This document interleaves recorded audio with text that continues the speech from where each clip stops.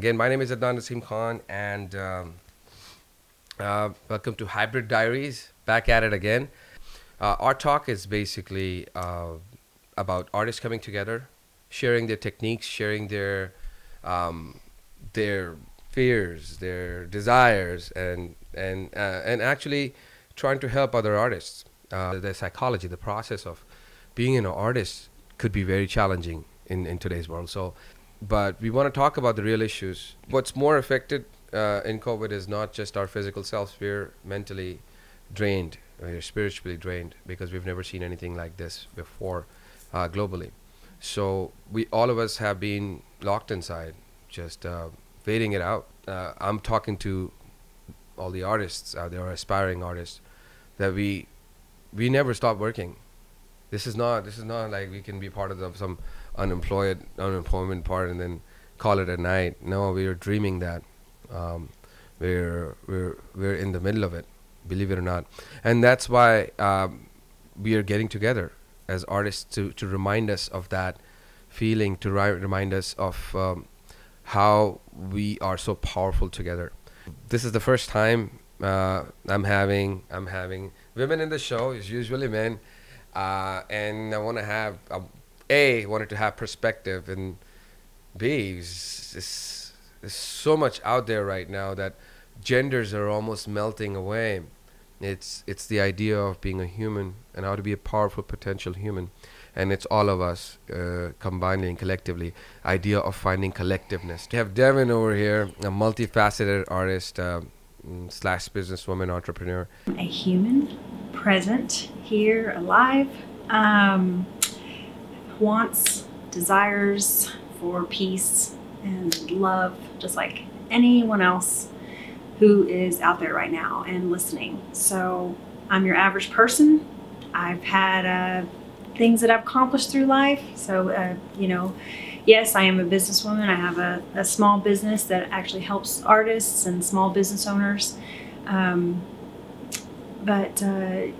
Yes, I'm also a creative. So I love to write. I love to paint. Those things have gone a little on the back burner as I've been building my business and finishing grad school. But I'm a mom. And so, first and foremost, I'm just like a person that just wants peace of heart like everybody else. That's me. Absolutely. So I am one of the goofiest people, right, within our trio of each other. I go by Shakira, DJ Night Nurse, the High Priestess of Soul, Gotti Galore, Nurse Ratchet. Like, I have all of these different. Yeah, there's a bunch of different alter egos in there, and I am just like a crazy fanatic of music, and I love art and just everything that it does for our souls. You know what I mean? Like, it just with every waking emotion that just waves through you, right? Music for me is kind of that thing that you need to help with any form of anxiety. You need to get pumped up in the morning.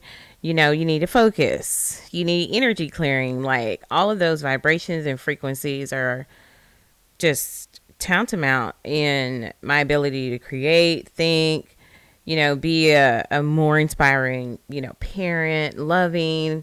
And it's helped afford me quite a bit of growth and expansion. You know what I mean? And so that same gift that music has given to me is really what I strive to put back out in the atmosphere. You know what I mean? Right. And so I choose and curate music that I think complements that in a lot of different ways, because, we were talking about just we're all wanting this sense of calm and homeostasis to our ecosystem as a community, right? Right. But it's very important to appreciate even the chaos that's being manipulated in the mix of that. You know what I mean? Because we're chaos magicians ourselves. Yeah. We we want to try and manipulate the things that we want to see happen in our life, whether it's, by any means necessary, or, you just decide to submit and flow. You know what I mean? Right. Talking about the flow.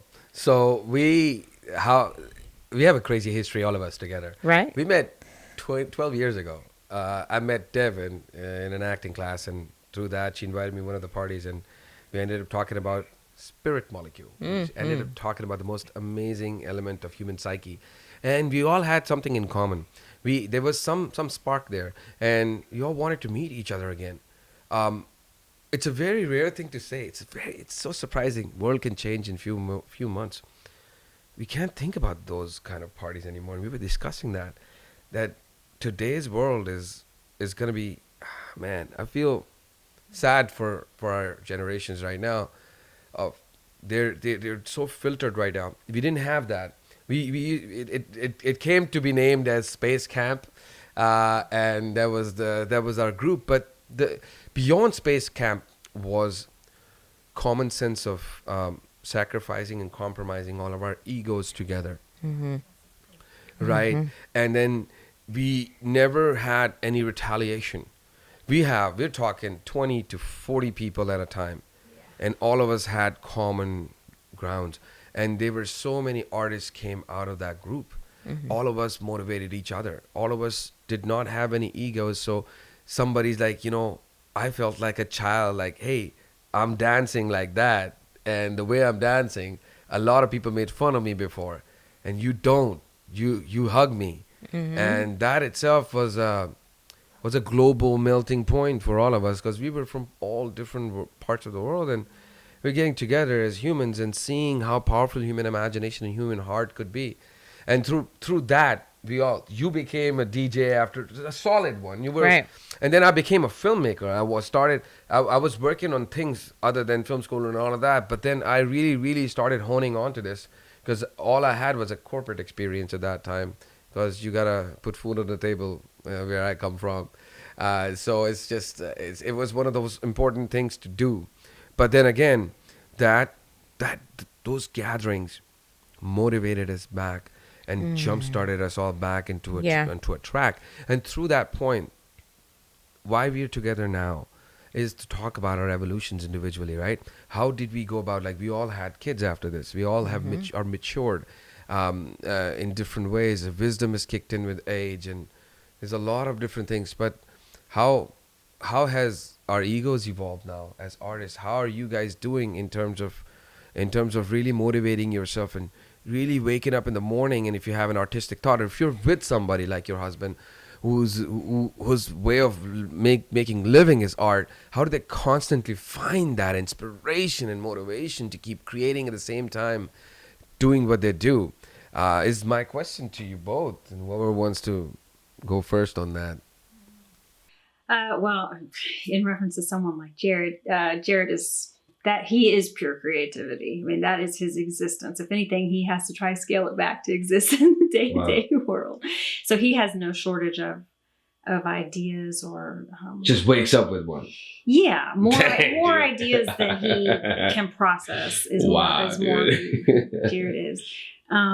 It's crazy. And yeah, so that is a gift to experience. Oh, yeah. I think to maybe speak to that, though, like somebody that's not as uniquely gifted as Jared, I think that we talked about, you mentioned the spirit molecule, so I'm going to say that it has to do, when it comes to connecting to that creativity, it has to do with being centered in yourself. So having an awareness of ego, and which is not easy, and then being willing and mainly willing to separate from that and to be in your spirit and connect to your authentic self, your personal essence, in a moment, and living in that moment,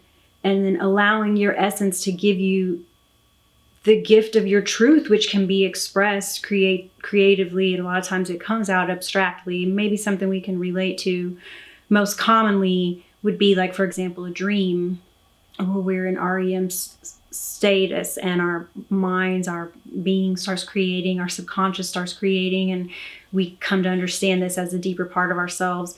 But if we're able to center and live in this spiritual essence, then we can start to manifest that creativity in our daily life, in our daily moments. Absolutely, right. I hope that comes across in some kind of way. No, absolutely. Makes sense, absolutely. What do you think? I have to agree with Davies. Dev, let me just disclaimer, like, these are my absolute, like, day ones. So, like, we are, oh my gosh, family, you know? There's no other way to describe us. Like, this is my sister, this is my brother, and they are just the most amazing people. And talk about going with the flow, like, there's so many amazing creatives within our circle that just decided one day to, you know, like, embrace the totality of who they were, to be able to live, you know, their authentic sense of self. It's such a blessing to have a group of people that were like, you know what, you can do what the fuck you want to do. Right. You know, don't worry about any of that other stuff. You know, if that's your idea and you want to bring that idea to life, do it. We got you. We're going to come support you, you know. Continue the art and healing process, yes. Right. Healing. So the community that you're describing, when you talk about that, there's a support there and there's an encouragement. That is an aspect of healing the individual. So we were receiving healing, which was allowing us to be expressing our essential self. Yeah. Right now, there are people who are not in that environment, right, who are in a deep pain because they're in solitude, you know, and they don't have the community, and maybe they don't have the spiritual help or healing or even a foundation, and they're struggling to connect to their creative self. And so I guess what I would come around to try to quickly say is that the artistic expression itself can be healing.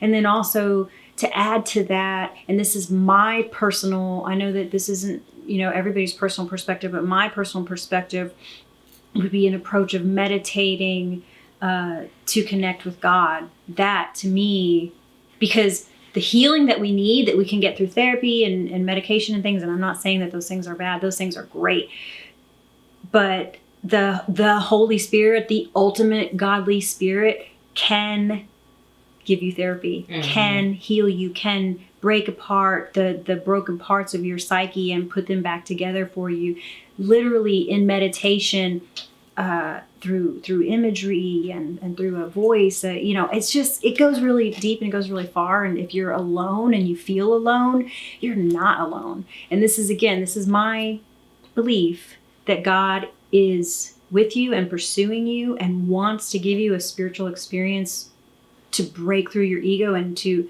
connect you to your divine essence. Oh yeah, absolutely. No, absolutely. Like this, I mean, totally agreed on that. And talking about art and healing itself, like we talked about, as an I think art is a gift. I mean, being a musician, artist is a gift, because it's the idea of understanding information and absorbing information in your visual cortex and be able to process and have a purpose, right? Now, through all of this, there's with all the things happening in this process, the reason it becomes healing is because there's some part of our soul connects to that reality and want to rechannel that vibration. But if you, what we've become right now is a very mechanical expectation out of it. How do we get more likes and social elements? And that's what Stan Brackett's talked about that back in the days with photography itself. Like your eye itself is a camera, is an optical toy and then your brain is a different form of imagination. So I think the idea of open-endedness and seeing things is becoming more and more shallow, right? And due to that, I think artists are retaliating because they're not getting into that fulfillment, right? Into that social media gratification. And that's what we are all getting really bogged up into, from the top artists to low. It's not even about somebody seeing your story. It's about you going through that story with your art process. That's what it's all about. That's where the fulfillment is. That's where the power is. That's where the potential is. And we need to understand that the process of art, making art, the process, how you're getting involved, is a very potentially, we are gifted with that potential process where we can heal ourselves at any given time instead of taking it as an obligation and taking it and running away from it because you think you don't have it anymore or people not going to like it, you know? And I feel like maybe in a sense you're saying like creating okay, I took part of you to say that like potentially step away from social media and create and have your creative moments for the action itself, for the experience of the creation. Right. Have it for that reason, not for any sort of likes or recognition or anything. And there will come a time when you have something to show, but in the moment, this is like the moment spirit into it, creating it. Yeah. It's not create. It's actually rechanneling. It's recalibrating your own parasympathetic nervous system in each breath of imagination, right? And I think the fulfillment part and the latter part of the mechanical world has taken away so much of good energy of artists because they just don't come. Some people have higher standards developed by the egos of their parents, and those standards can never fulfill. For example, the whole Eastern world, I wouldn't say all the world, but most of the parents they just limit your perspective to the point like you can't follow your artistic journey, and that's just got to be your hobby and part of your life. And that just takes away so much of potential good storyteller possibly, right? And that storyteller for their own soul, not just for anybody else, for their own self later on, because that's a gift from their own life behind, beyond or above. Telling that story was getting you back to your deepest self. Deeper self. Since you were born with, but you couldn't talk, walk, Yeah. Yeah. And you know Right. what? Like, that's what it's about. It's a constant state of rebirth. You know what I mean? I mean, I think the most beautiful thing is that we've all allowed ourselves to be rebirthed a few times. We've allowed ourselves to be so vulnerable and open to be able to evolve and to, just this expanded thought that allows your authentic, intrinsic sense of self to be authentic. You know what I mean? Right. And that is so important, is to like come back around and love yourself. All of that.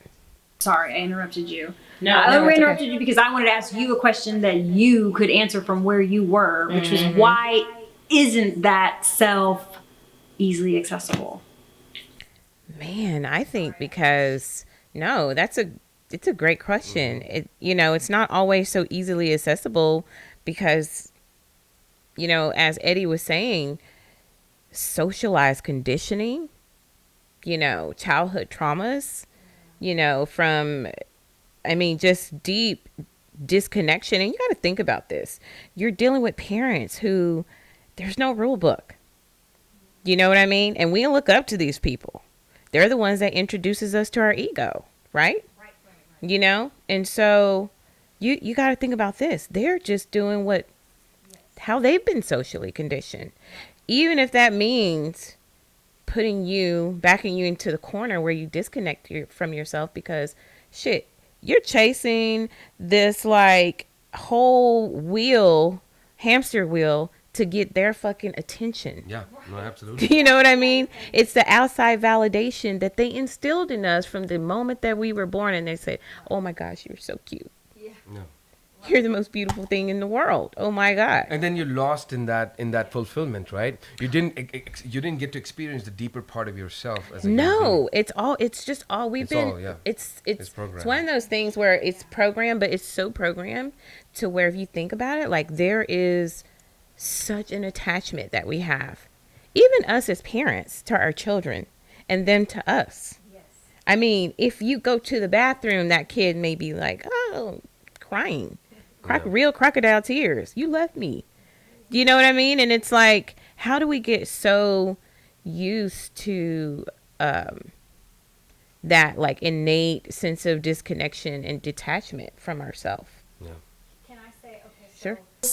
whoever you are that's listening, at some point in time when you were a child, and I'm going to throw it around 4 to 5 years old, someone who loved you very, very, very much inhibited your childlike mind and freedom of expression and probably caused you to bury part of your authentic self, Right. beginning a cycle of burying your authentic self for the next 30 years perhaps. Right. And now lucky. if you're lucky, and now you're in a place, if you're lucky, where you're like literally digging and scratching to get back to, and you know, you hear it all the time, get back to your inner child. That inner child, yes, you know, your spiritual self has a childlike essence of it, but it's not just your child. It's literally your true self that's not afraid. Yeah. Right. Yeah. And that is where your creative spout, Right. and that to me is how we're made in the image of God. That is that creative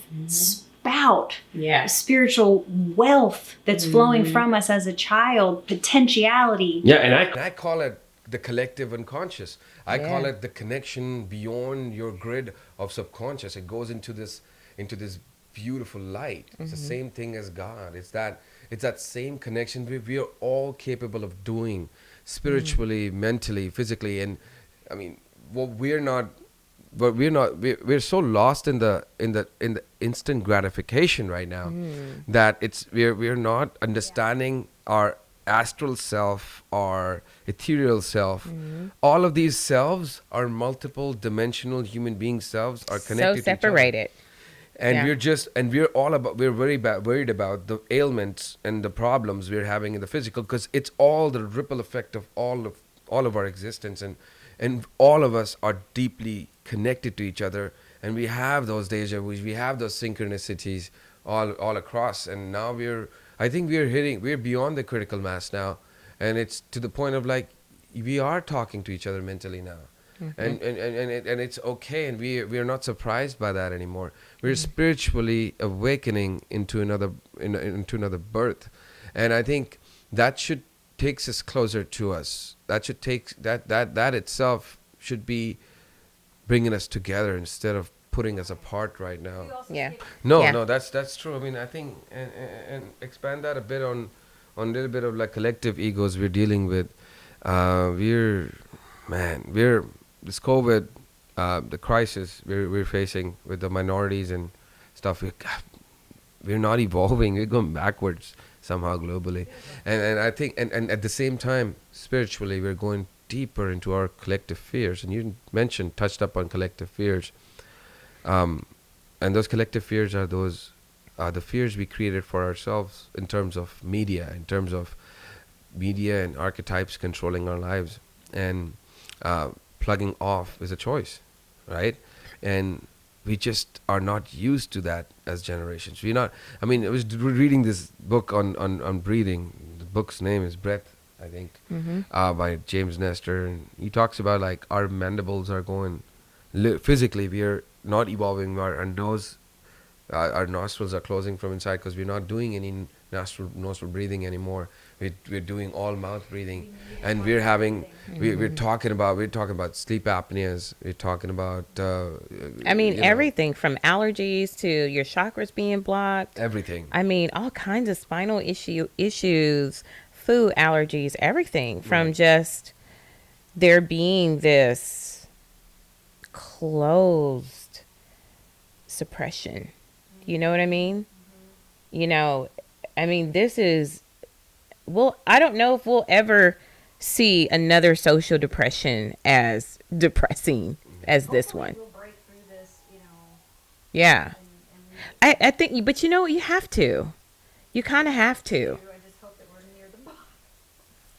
Hope we're near the bottom and we're on our way. That's, I mean, and that's another thing. Hope is another one of our strongest trait to keep our dopamines going as human beings, right? Yeah, but at the same time, sometimes through our meditations, we've learned throughout the years that your fears are always going to be in front of you, Yeah. and those fears will evolve and become more complicated, and that's the idea. I think COVID itself is just another beginning of another kind of control factor or another kind of something you got to navigate through. Yeah. So it's just gonna be layers added to our existence as we're getting more and more complex, mentally and spiritually. We need to hone on to that. We need to tap onto our collective art soul of just, still tell stories, because that can never end. Yeah. That's COVID proof. That's any pandemic proof, because Yeah. we individually were creating. Now that leads to my next question. Throughout this time, how did you evolve into your art forms? Like, you started somewhere and then you basically ended up somewhere, and how that somewhere is helping you out at this point, or you're lost? Okay. Do you feel lost? I Okay, don't good. feel lost. I feel Okay, good. like Okay, good. there's this has made me like consider, it's helped me grow in so many different ways. All I can see is just growth and expansion. And the cool thing, because the way that I approach creating is really all about authenticity. Like, I have to be free. You know what I mean? Like, I need to be, I don't need things binding me, but I am not afraid of embracing like the deepest cathartic emotions that you're feeling. Like, I do believe in embracing those, become friends with them and help them to heal. You know what I mean? So that you can get on to whatever God has, that path, that purpose. Right. That you got waiting for you. You need to step on through that door. So sometimes you might have to fall off the fucking ledge. No. Jump off that fucking mountain. Yeah. Absolutely. But you'll get through it. I mean, God has created you with the strongest fucking shoulders to carry burdens. Yeah, we're giving them to you, but just give me strong enough shoulders to be able to hold them so that I can give them over to you. Right. Do you know what I mean?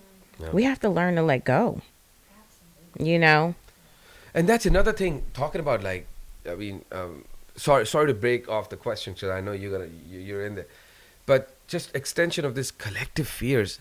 So there's collective fears that you can individually tap into, individually calibrate. Like, yes, this is the collective fear, is involving me personally, so I need to control that part of that fear, or interact with that part of the fear. We don't have any barometer anymore. Oh my God, this is the Trump issue or anything. We just take that whole problem onto ourselves individually. Yeah. This has to go, because guess what? All of us are not realizing that our cortisol levels are whacked, and those are irreversible, most expensive entity we know of.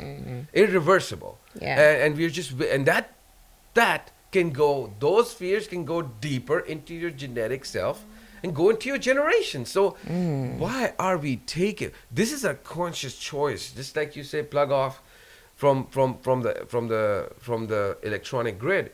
It's the same thing as mentally or spiritually plugging off from the collective fears you can't control. Right. Yeah. Unplugging from the collective fear and the unplugging from the technical, the way you just said it was perfect, is just a part of that. Right. Unplugging from the collective fear. Yeah. We don't need to swim in that stream. If you're trying to become illuminated, if you're trying to become an enlightened being, if you want to become the best version of yourself, do not swim in the collective fear frequency. That's Stay why I'm out of totally it. off social.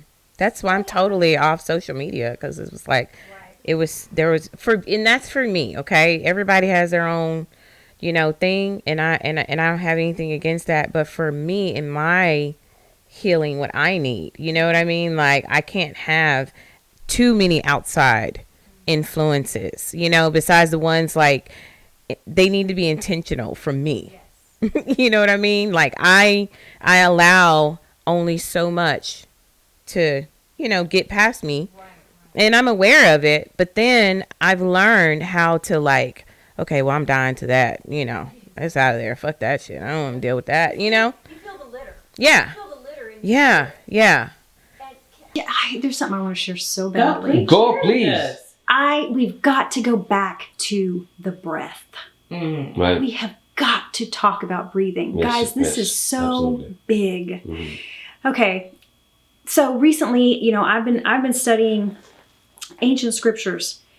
Do you know when Christ says in the book of John, God is spirit, and he says that we need to commune with God in spirit because God is spirit. And do you know when you go look that word up in the Greek, the root of it, Pneuma, and I may not say it right, pneuma, breath.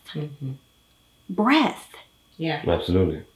Our spirit being is in our breath. Yes. But yet we're walking around afraid and physically paralyzed and holding our breath, mouth breathing through words of fear. Right. Okay, we have to learn to connect to our breath always. Right. Absolutely. Yeah. I totally agree. Always. And so whoever is listening to this right now, just for a second, stop and see, are you breathing? And where is your breath flowing? Yes. Right. Yes. Is it pausing or is it flowing through your whole body as you live? And when we do this, when we get in connection with our spirit, we're in a sense, we're seeking God. And when we seek God, do you know God seeks back? Yes. Right. That divine spirit molecule, that Holy Spirit wants that connection. Then that's when they talk about in the neurocardiac synchronization too. So when you talk about like the idea of breath is connected to so many different dimensions, right? Of from spiritual to scientific to right now, like I mentioned, the book mentioned the same thing about the idea of carbon dioxide in your body more than oxygen. We are over breathing ourselves. So instead of over breathing, we gotta control that. So we have these shallow intakes with deep exhales to actually expand the threshold. And then yogis talk about deep breaths, like 5 to 6 second deeper breaths. The parasympathetic nervous system talks, and when you involve the idea of emotions, and when your dopamine levels start to flow through your conscious idea of love, and you breathe through love, then there's something you do which your heart and your brain will start to talk to each other, right?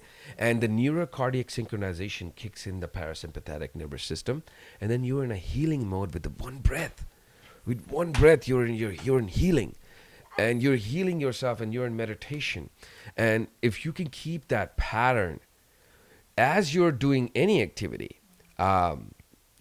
it's moving and talking meditation through just breathing through your nostrils and exhaling through your mouth. That's how potentially powerful we are. And then we keep talking about very, very shallow dichotomy of red and blue right now. It's just like we are so powerful. And then to a lot of people, we're just aliens. If they know what their potential is, they'll be afraid of their own selves. Most of us. It's the crazier part, you know.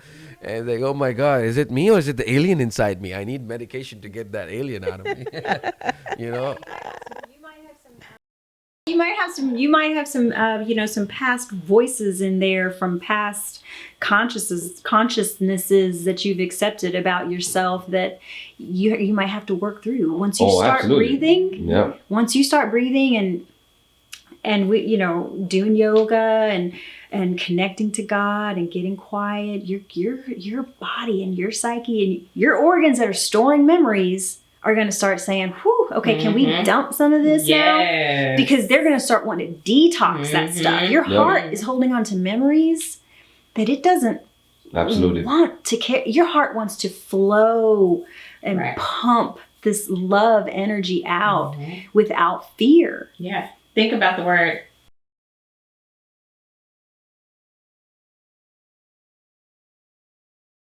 Right? And once we hug, is that sacred geometry? Like sacred geometry? No, it's science now. Like the Institute of Heart Math talks about intelligence of heart. Yes. Nice. So your heart is far more intelligent than your mind somehow, and I can believe you that. use your mind. Your heart and your mind can work in conjunction to talk to your spirit, and that's where it all begins, and everything sits on top. So you start your journey. Like you were at one point, you were everywhere. Like you were painting at one point. You still probably paint somewhere in there, and there's certain there were some you loved certain mediums, and then you let go of certain mediums for a good reason, and you stuck to certain mediums, and then you had this thing of you can do taxes at any point given time. So and then you made that throughout, and then you helped out a lot of freelancers out there. So expand a little bit on that. Okay. Let's see here. I'll say it was fortunate that I actually got a degree in accounting outside of when I graduated from high school. I went to college. I got a degree in accounting. Right. Although I was a creative-minded person and wanted to do other things, my family, like the family you're talking about, where they're like, crush the creative dreams, you're doing math or science. So I did do that. So I got the accounting degree. The existence, I'll tell you, the existence as a creative being in an accounting world is kind of torturous, really. Oh yeah, absolutely. Yeah, I can relate to that. I've been in sales and consultancy all my life myself, but yeah, but I just dabber in. I mean, I have to turn that part off though. In the nighttime, I'm an artist. Daytime, I'm a business guy. That's the thing. Is like if you want to be a self-employed person, there's different ways you can do it. You know, if you want to be a self-employed creative, there's different ways you can do it. I mean, Shakira is a nurse also, and she's right.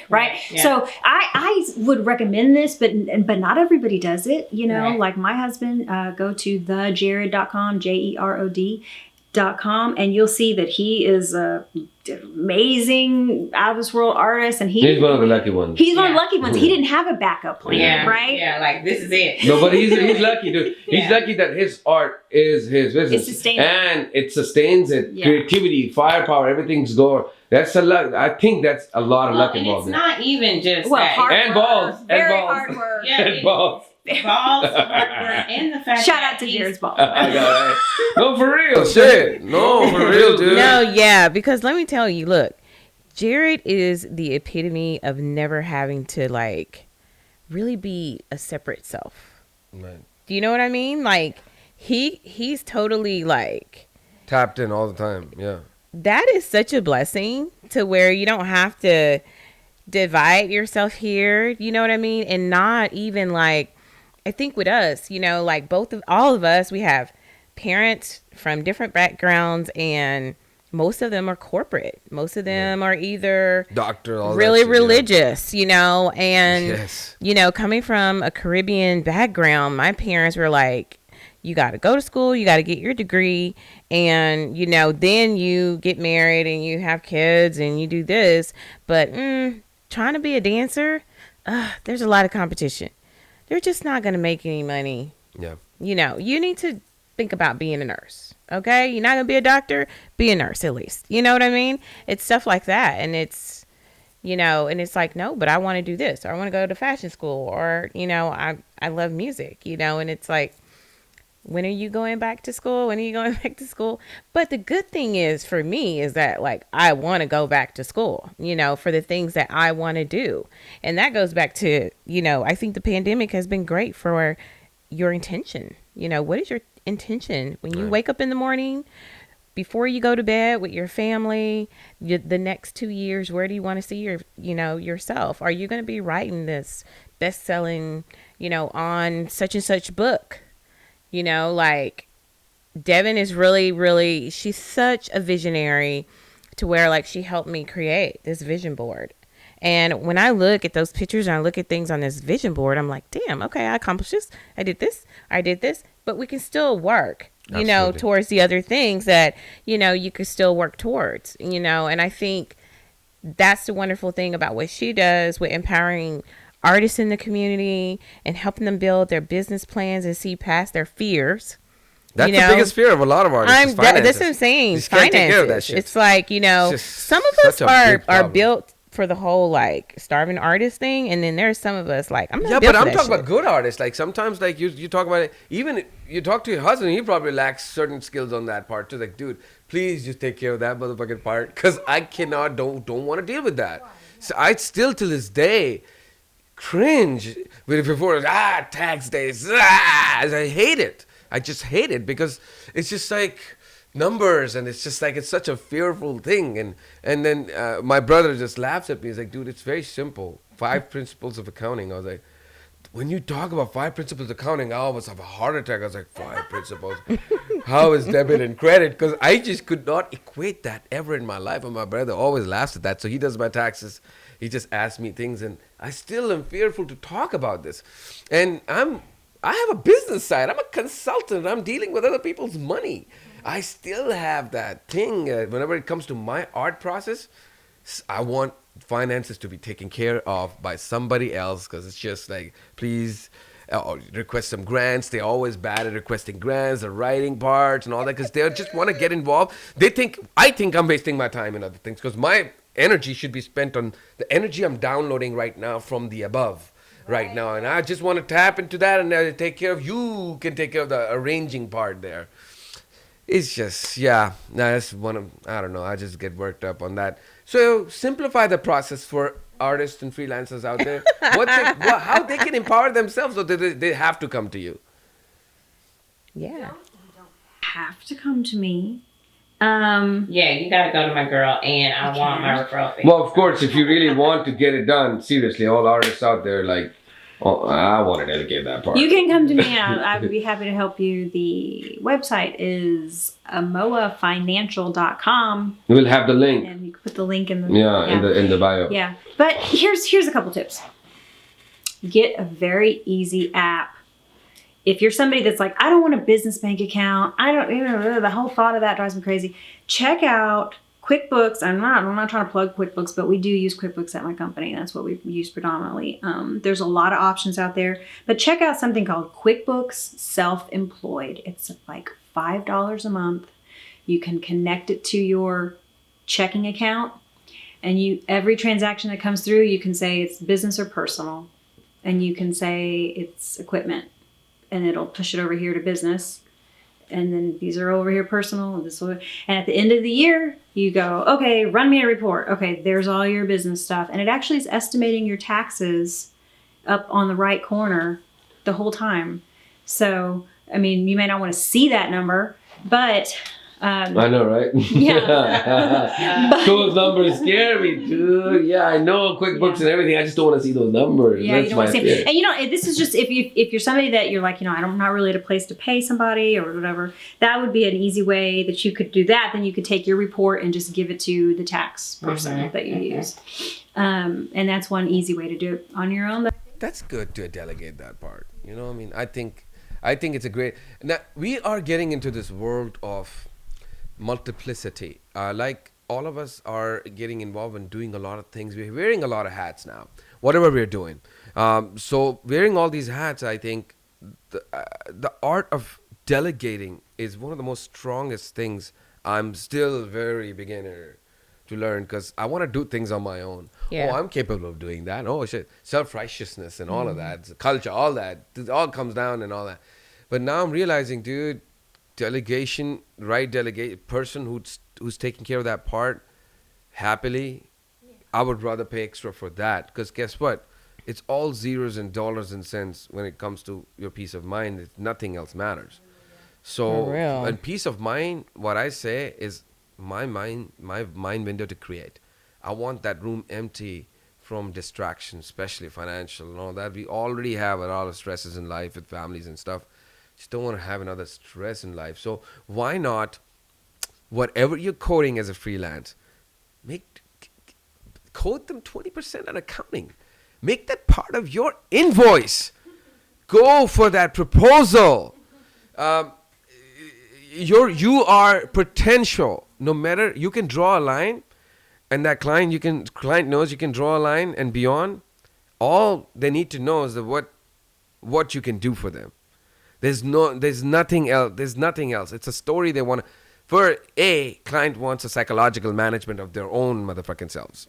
Okay, every client in the world. Second, as far as you fit the profile, you can do the job responsibly, the right way. That's second, and then all of it just conviction part. And after that, let the accountants do their job. Whenever they ask for your portfolio or ask for your proposal, present that proposal to them. Take that thing. Don't send proposals over emails or phone calls.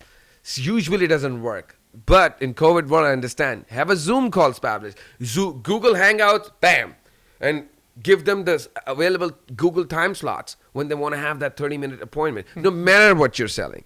You need to have them face-to-face. And lock them on the price while they're face-to-face with you. Because the moment they go off the line, you're done. They're not. They have other options. They'll forget about you. People have short-term memory. You have them when they have them, right? And then quote them 20% extra. You are your own salesperson now. Like I said, wearing hats, start wearing hats. Mm-hmm. You are your own salesperson now. But don't be your own accountant. Just don't. It never worked out for me. So I sold very effectively and all of that. But then again, yeah, they're happy to take care of that part. Pay them their percentage, quote them, make them part of your retainer, man. Simple. Yeah. I'm with you on that. So yeah, okay. So I don't know. I just got burnt up on this. Like, I don't know why I got so pissed off. I think it's stupid. Yeah, I was like, whoa, he's been holding on to that for a while, bro. Okay, it was very well stated. So. Well, it's stated or not, you gotta do it. You got to do it yourself, whoever's watching, because nobody's helping you. Your dad's not gonna help your invoices. And those deep down proposals lost in the mail, they're always gonna be lost in that mail. Nobody gives a fuck when they see that. Because guess what? Once you open anything in your life, what do you see? Wherever the dollar sign is. That's it. And then everything fades away and blur. You just die after the dollar sign. Just don't make that mistake.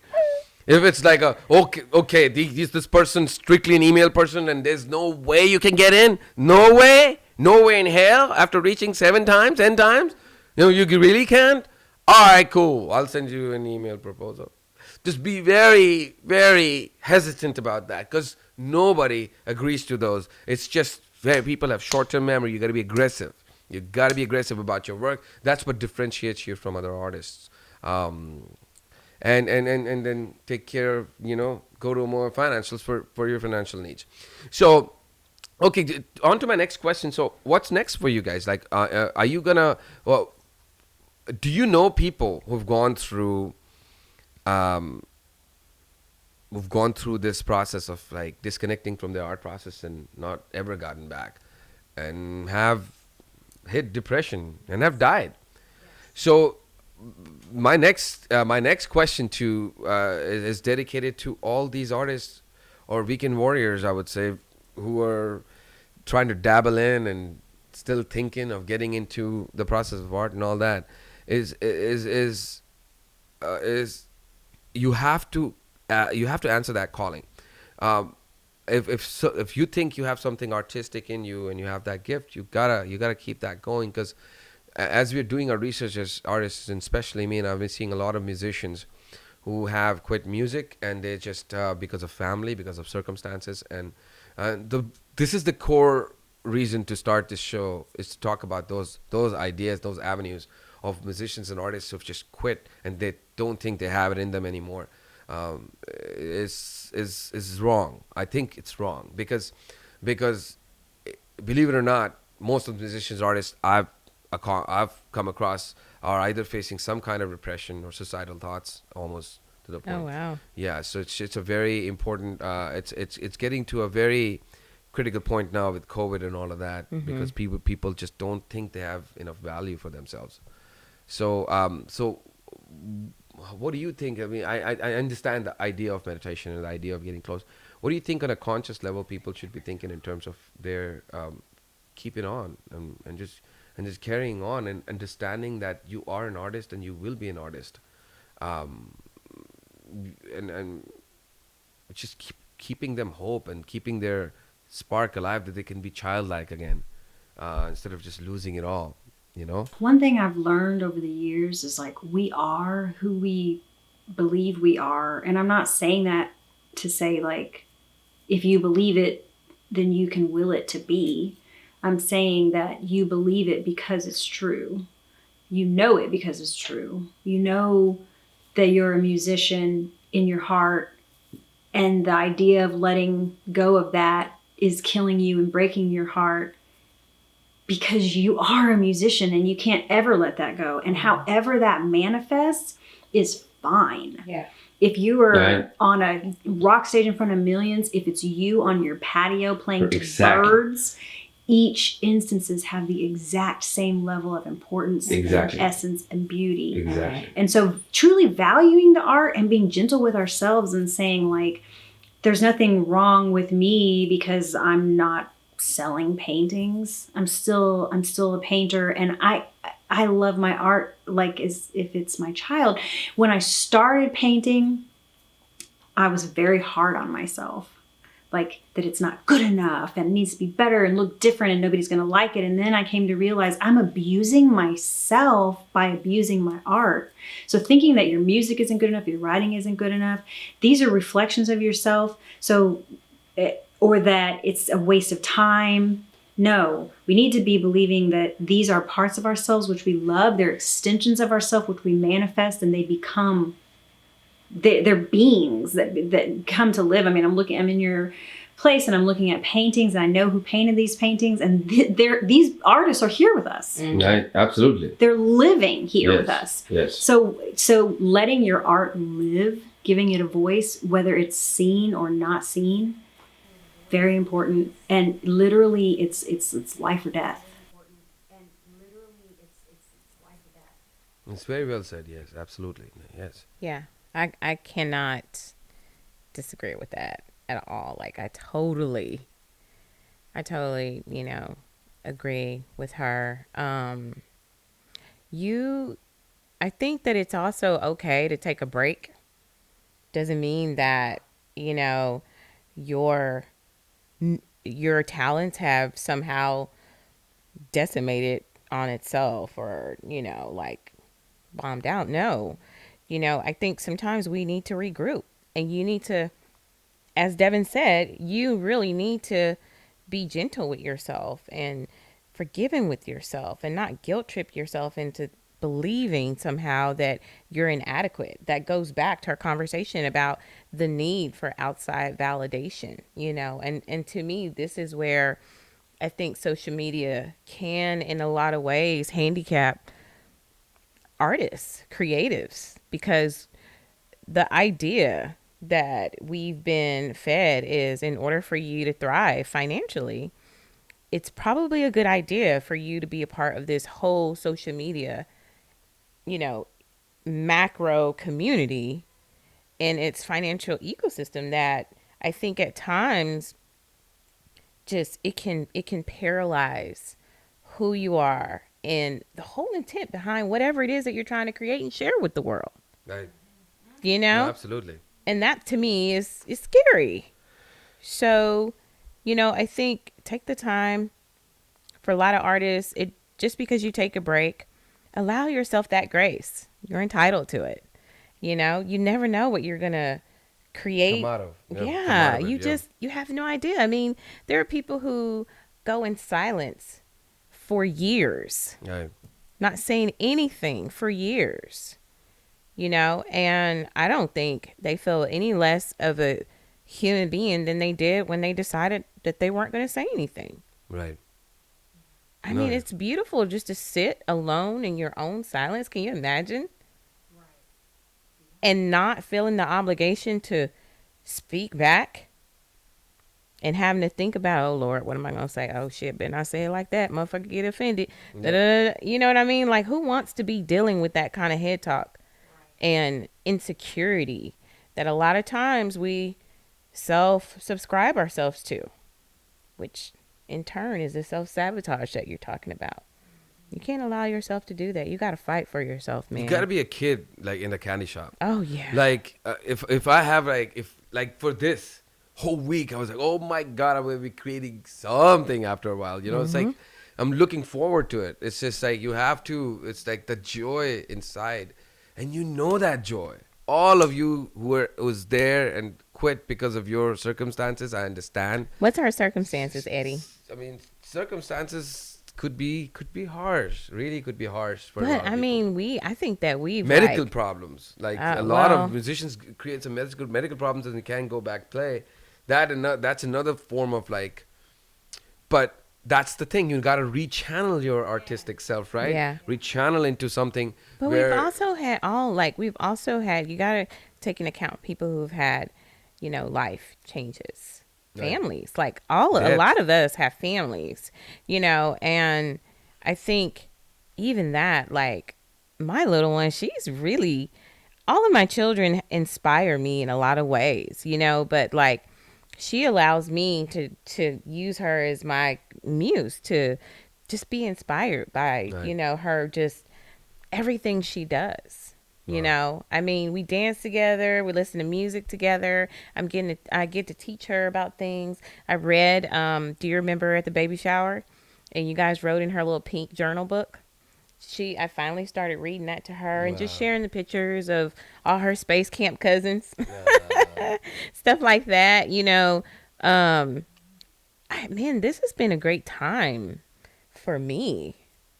I've just been growing and really connecting, not allowing myself to be that go, go, go, perfectionist, hustle, you can sleep later, you got to get another degree, just all this stuff that was just like, damn, whose thoughts are these? Wait the fuck a minute.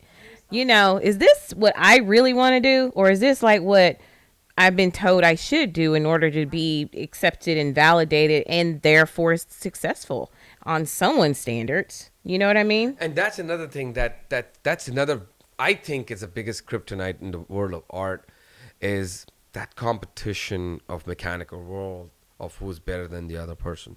Yeah. When it takes away from the process of true storytelling, and everybody's story has its own significance. Yeah. Idea takes away from whose story is better than the other. And that shit just like it's such a crippling for a lot of artists, and social media just put some fire on that egocentric reality. It's called the collective artistic fear, that you're just like, you look at that ego and then you look at other artists kind of like almost to the point of like showing their art as an exhibition of their success and as an exhibition of their enjoyment in life, in a way that social media is just like, for a lot of artists, it has taken a very negative impact, because it's just become not storytelling. It's become, I'm better than you in some ways kind of thing. And that, I think we need to take our heads out of our assholes. I mean, we have to, because as all artists, we have to collectively come together.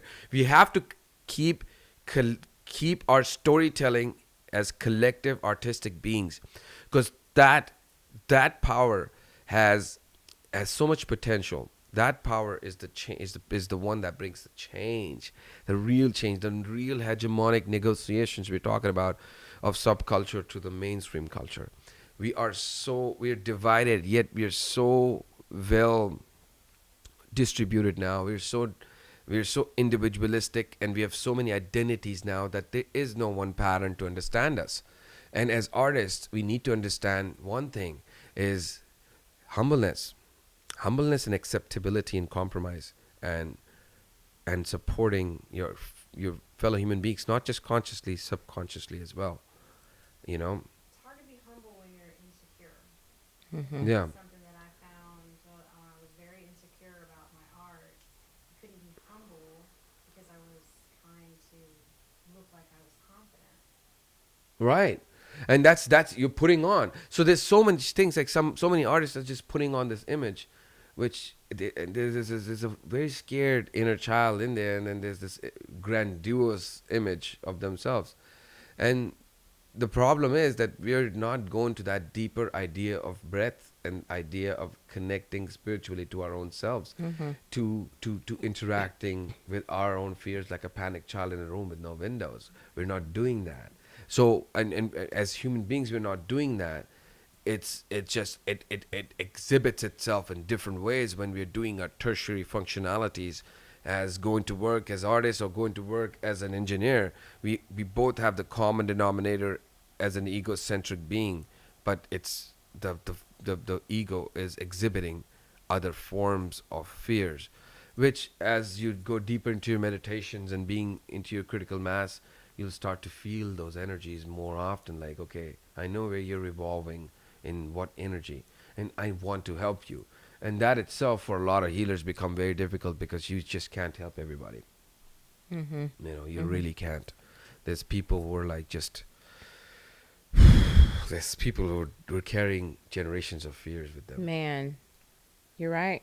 Generational karmic ties, generational curses that, depending on the year, it may not even be, you may not even be in the cycle to release that ancestral karmic energy that's been blocking your family and their way of thinking, being, living, eating, breathing, all that stuff. Absolutely. For generations to come. Yeah. Shame becomes a part of it too, because when you're trying to work through those things that you're saying, and sometimes it's just not the right time. Yeah. Sometimes you're just not there. Yeah. And part of what people face, that holy divine spirit, it shines a light on everything. And what we do is we instantly, and it's an ego function really, to say, there's something wrong with me. Right. There's something wrong with me. There's something wrong with me. No. These are things that happen to you. We all have trauma. Yeah. We all have trauma. It's like, and it's like trash, and it's not a shame thing, dang, it's hard for me to find the words. No. Yeah, but you gotta interact with it. You gotta interact with your trauma. Yeah. You gotta interact with that emotion. You gotta interact with that fear. If not consciously, in your dreams, you're interacting with it, because there's certain fears we're gonna have become your repetitive dreams. And you have to give those things back to God.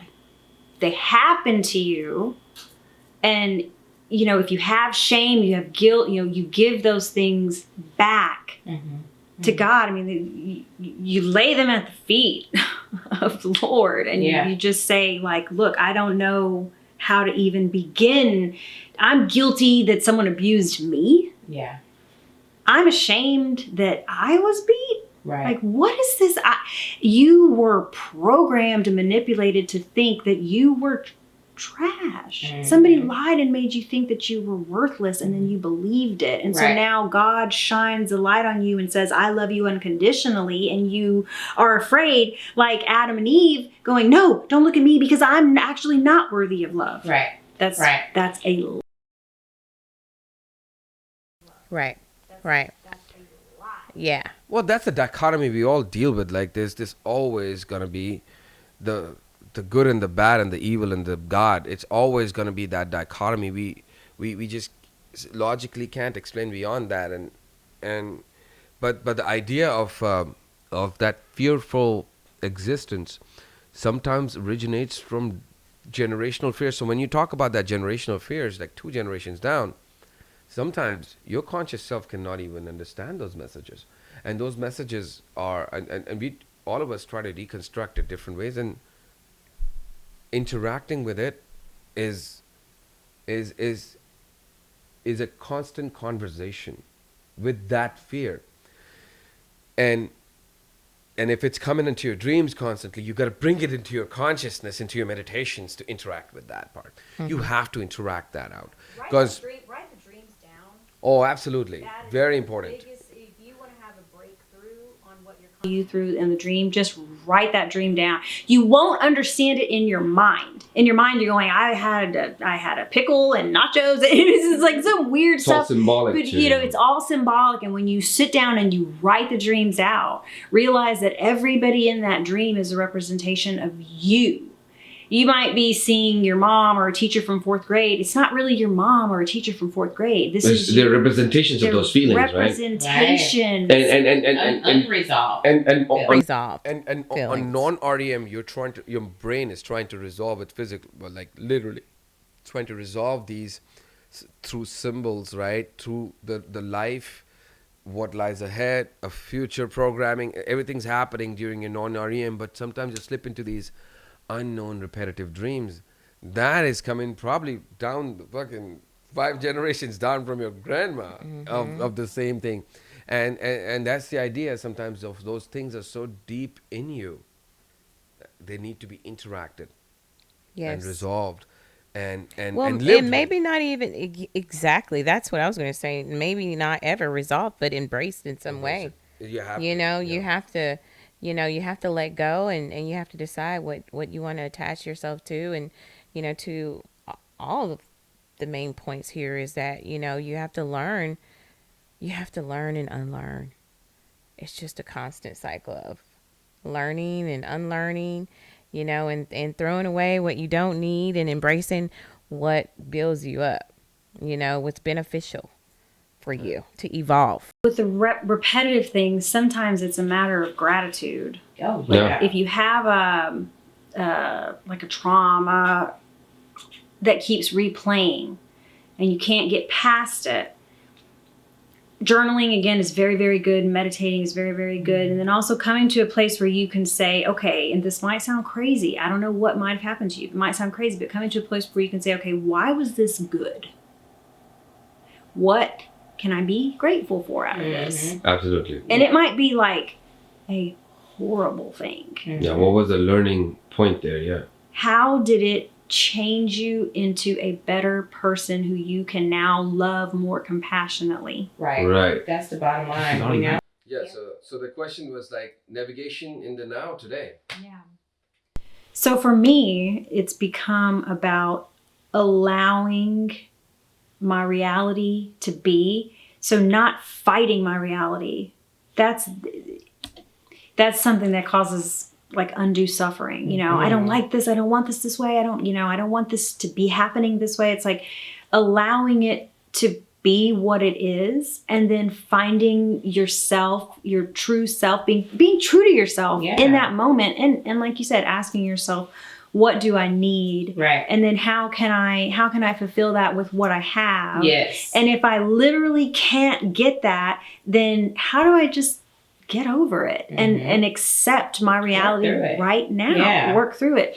And I mean, it sounds like I'm talking about something big, but I'm not. This could literally be, I don't want to wash the dishes. Yeah. So how do I deal with my reality? Because or those little things, they pile up and they make us feel like we're buried in our world. You know what I mean? And so it's like finding peace and joy and giving ourselves what we truly need, being honest with ourselves. Like sometimes I wake up and my brain is saying like, yeah, let's get some coffee. And then my body goes, actually, I really don't want coffee today. Like, I just want water.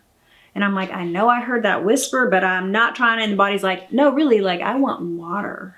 I really need water. Please don't drink no more coffee. Yeah. But you're like, shoot. And so that simple truth right there, being true to yourself, and the more consistent that you're true to yourself and you listen to those whispers, even though sometimes you don't believe that they're necessary, is the stronger that frequency will get, and the easier it will get to go with the flow of your reality and be at peace. So that's how I've been trying to make it. And then also breaking away from the social media. I've been doing a 1 day a week thing. Why not? Who says you have to be on social media every single day, 24 hours a day? So I just designated a day of the week. I'm like, this is my social media day when I pop on, and otherwise I'm not there. It's fine. The world didn't end. Everything's cool. And then I, in a sense, have a list of people who I check on, who I care about. And those are the people I'm going to stay connected with. And whether it's me just doing a shout, and Shakira, I know you get these messages sometimes, and Eddie, like I'll just pop in and just, how are you? Yeah. Like, what's up? Absolutely. Staying connected is life. It is. You know, and whether, I mean, if you have to make a list and be like, these are the people that are most important to me. Right. And I'm going to stay connected to these people because they give me life, and I'm going to make sure that we have exchanges. Exactly. That's very important. And now, just talking about like in today's world so far, like, I mean, I broke away from this heavy traveling and heavy interacting people and different artists and all of that. It all has stopped. Now is what I've realized. Just even in my cocoon, constantly have to tell stories. I will never stop telling stories. That's my spiritual commitment to on my own self, till my last breath. So however that happens, however medium I need to switch into to continue that, and it's a forward momentum. There's no expectation. Like we discussed, art and healing process. I find my healing through the process itself. The new now is basically keep that love, man. That love with your fellow human beings. Human beings are not that bad. We can't think of them as disease and germs. Keep that in mind at the forefront before we think about just another pandemic issue there. But then at the same time, be safe. You know, have that all of those safety measures met. That's the most important thing. But then on top of that, never stop creating. The idea of interacting with each other, like Dehvon mentioned, is all we have is human connection. Like the power of hug we talked about, Taurus to Taurus, having our energies combined and not lose hope on the evolution of humanity, and not be bogged down by very superficial. It sounds very ignorant to say superficial, but they are the racial and the creed and the caste, all these issues we've been dealing with in a very secondary egocentric tertiary way. It's just we are really dumbing ourselves down by being that basic. So the potential of our breath and understanding that and collectively combine and help and promote and empower each other should be where we should be headed. Yeah. And having said that, I really want to fucking thank Shakira and Dehvon over here, man. You guys, I know you're so busy. Your mothers and your time is so much dedicated to your children, and which I really admire and get inspiration from.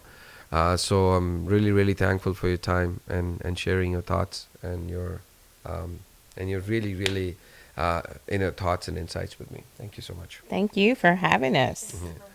I know we needed this. So yeah, look us up. I mean, we're on Apple Podcasts, Spotify, all the podcast options you can think about, Amazon. We're everywhere. So this should be releasing pretty soon. Stay tuned for the next one. Thank you. Good night.